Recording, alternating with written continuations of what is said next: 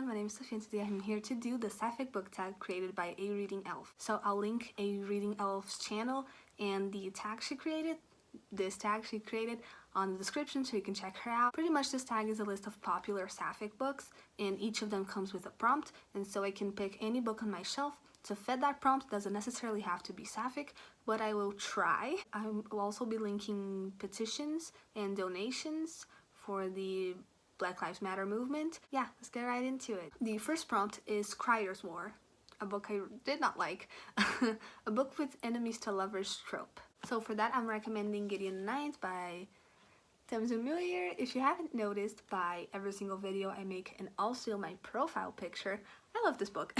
It's my favorite book last year, one of my favorite books of all time, one of my favorite series of all time. I already read the second book, which only comes out in August, and I read it back in November, so that's something. This book is about lesbian necromancers in a haunted gothic palace in space, and yes, it's as good as it sounds, and it's amazing, perfection, incredible. I talk about it every single video. I just love it. But if you go into it, I have to say, don't have the expectation for much of actual romance. This book is way more complicated. Their relationship is way more complicated than that. But they are definitely hardcore enemies, and there's definitely something going on there. Next prompt is The Seven Husbands of Evelyn Hugo, and it's a book about a celebrity, real or fictional. So, I finished this book today called Something to Talk About by Mary Wilsner. It's about this writer, former actress and screenwriter and showrunner called Jo Jones, and she's just like running her thing, doing her thing with her TV show. And there's her secretary called Emma, and Jo invites Emma to the SAG Awards, a very big award show, for Emma to go with Jo, and they're looking pretty cozy on the red carpet, and pictures are taken, and starts the speculation. Is Jo dating her secretary? And it's kind of, ooh, I didn't have feelings for you, but now I kind of do. But also it's complicated because you're my boss and you're 40 and I'm like 29. And it's so good. In the middle of the book I missed a little bit of passion in there. It's way more feelings and a little bit less passion, but it made up for it.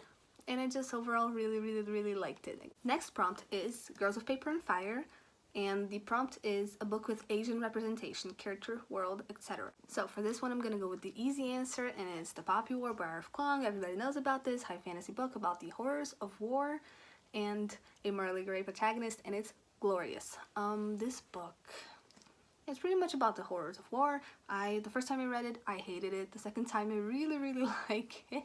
The second book is on its way. And everybody knows about this, but unfortunately I just couldn't think of another book off the top of my head. So it's this one, and I really like it. Third prompt is These Witches Don't Burn, and it is a book with magic. So as it is obligatory in every video I make, Red Sister by Mark Lawrence. This book is also a high fantasy grimdark about this convent of assassin nuns, and it's wonderful, beautiful, amazing. The first book is slower and character driven. The other two books are way more plot driven, and they get to the point way faster, but I think this book is super important to the trilogy to really set up the characters, which are at the heart of the story, and it has a super cool magic system. By the way, Poppy War isn't sapphic, but this book is. The main character is bi, and it's glorious, fantastic, wonderful.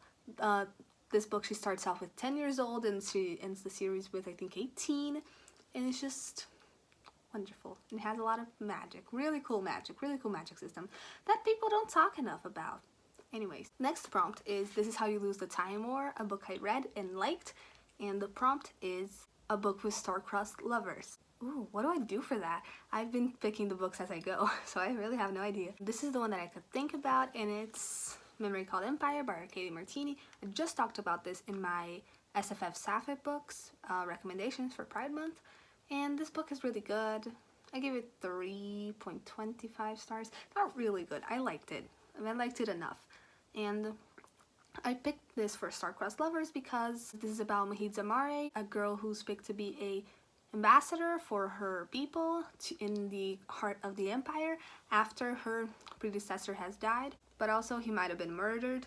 And her romance is with 3 Seagrass, who is a diplomat for the empire. So she works for the empire, who's like maybe killed her predecessor, and it's good and fun, and I liked it. Next book is Wilder Girls, a book I hated, and it's about a book you'd take if you were stranded on a deserted island. Not this one, I know that. By the way, I read 110 books in 2019, and this managed to be the worst.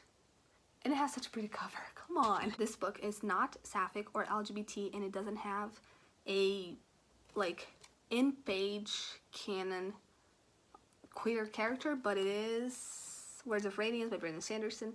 This might be, I can't say for sure, my favorite book of all time, and it's 1,000 pages, so it could really take my time on a deserted island. I do not get tired of reading this story in particular. This might be my favorite of the 3, and if I had to take one book to a deserted island, it'd be this one. This book is just perfection. Next prompt is The Miseducation of Cameron Post, a book I own but have not read, and it's pretty. The side is the queer flag, the LGBT flag. The prompt is, I'm reading off my computer over there, a book to screen, movie, show, etc. adaptation. You know what, I hadn't mentioned this book before, so I'll take any opportunity. Never Never Did Christoph. This was adapted by Pierre Ford here on YouTube into a 3-part miniseries, and they're trying to make more. And I didn't really like the first episode of the miniseries. I thought it took kind of too long, but I really liked the second and third episodes. They're great. And this book was adapted to a miniseries, so I'm counting it. If you don't know, it's about like Mia, she's taking revenge, and she is also bi, and it has an assassin school and also gladiator fights in the second book, and also pirates in the third book, so it's just the perfect trifecta. It's beautiful. The next prompt is How to Make a Wish, an upcoming release you wish you had right now. a few. I have to say mostly Rhythm of War, book 4 in the Stormlight Archive, and since we're talking about sapphic books, Harrow the Ninth, the sequel to, where is it? Where's my baby? The sequel to Gideon the Ninth, and I already read it, as I said, but I want to reread it physically because in my second reread of Gideon, I annotated it, so that's the same thing I want to do for Harrow, and it's gonna be glorious, and I'm really gonna understand what happened the second time, because I have to say, the second book is really different, and you'll probably not know what's going on for like 80%. There are people who understood, but like, yikes. It's wonderful, amazing, but also I got lost a lot. Next prompt is How to Make a Wish by Samantha Shannon, a book I own but have not read because it is huge and I am intimidated. And I read 20 pages and wasn't feeling it, so I put it down. I don't know, it doesn't make sense. Anyway, the prompt is the biggest book you've read. Biggest, Oathbringer. Obviously, Oathbringer. This is the third book in the Stormlight Archive, the book that, Words of Radiance, the book I take to a deserted island, fuck off, is in the same series. The second book in the series. Stop sliding. And this is the biggest book I've ever read. It's 1,200 pages, and I'm going to reread it this year, and it's wonderful perfection. The arc of the flashback character in this book, one of the best I have ever read about, and it's a wonderful book, and it's the biggest book I've ever read. Again, does not have any type of proeminent in-page LGBT representation, even though the author has confirmed online that one character is bi and the other one would go for a polyamorous relationship with another dude. It just isn't on page yet, so I can tell you it's canon. The next prompt is Sackhill Girls by Claire Legrand, a book I read last year and absolutely loved. The prompt is a spooky book. Doesn't need to be horror, just something you found scary and spooky. So for that, I'm going to mention 2 books that I mentioned in my horror category in the SFF Sapphic recommendations because they're just the ones I have. And it's Into the Drowning Deep by Mira Grant, one of my favorite books, and The Luminous Dead by Gately Starling, a book I liked a lot. This one I'm not going to really talk about, but like, Into the Drowning Deep, I love this book. If you like biology or evolutionary science. But also if you like horror and also killer mermaids, and also disabled rep and sapphic rep, it's all here. It's simply all here, and it's wonderful. Now the last prompt is to recommend a sapphic book, and I simply cannot recommend, like, I've already talked about this. I simply cannot recommend any other book from Gideon the Ninth, even though I've already mentioned it a couple times in this video. If you're gonna read any book because of me, let it be Gideon the Ninth or Red Sister, but like Gideon the Ninth, it's wonderful, perfect, amazing. I deleted a review. I might do another review for this because this book is just, it jumped into one of my favorites of all time, and I loved it so much. And I've already read it 3 times. It's just perfect. So yeah, this was the sapphic book tag. I'm gonna link the creator down below along with her video and her YouTube channel, and also some petitions you can sign and donations if you can spare a few dollars. And yeah, my name is Sophia, and I'll see you next time. Bye!